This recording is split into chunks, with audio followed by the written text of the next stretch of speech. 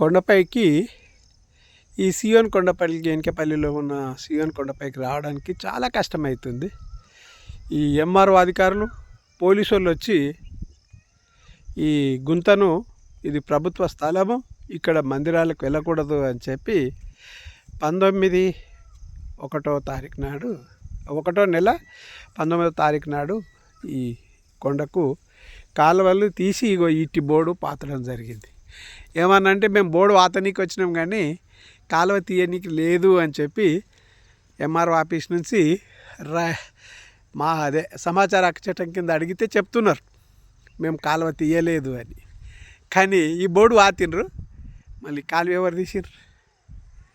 ఈ కాలువ కూడా వాళ్ళే తీసిర్రు కదా.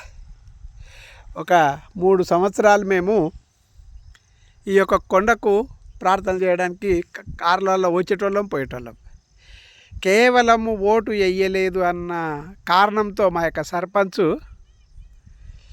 ఈ అధికారులకు ఏం చెప్పిండు, మేము సొంతంగా ఆస్తి సంపాదించుకోవడానికి తయారు చేస్తున్నాము అని చెప్పి కంప్లైంట్ చేశారు. ఆ కంప్లైంట్కు అధికారి ఎంఆర్ఓ మా యొక్క వివరణ కూడా కోరకుండానే దీని మీద నిజమే రాములు కబ్జా చేసిండు అని చెప్పి 2 గిరిజవర్లను పంపించారు. ఒక గిరిజవర్కి మేము ఆల్రెడీ రాతపూర్వకంగా ఇచ్చినాం, ఫోటోలు దిగినాం. కానీ అది ఇడిచిపెట్టేసి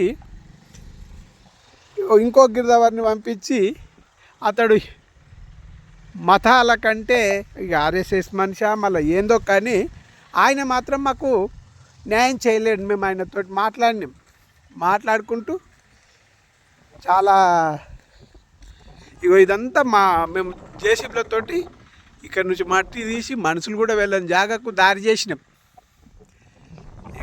ఎట్లా ఉంది చూడు, రోడ్ల బోర్డు పాతిండు ఎంఆర్ఓ మనుషులు వచ్చి రోడ్ల బోర్డు పాతిండ్రు. సరే పక్క పొంటి పోదాము అని చెప్పి స్థలం కూడా ఉన్నది అనుకున్నా, 2 చోట్ల కాలువలు పెట్టిర్రు.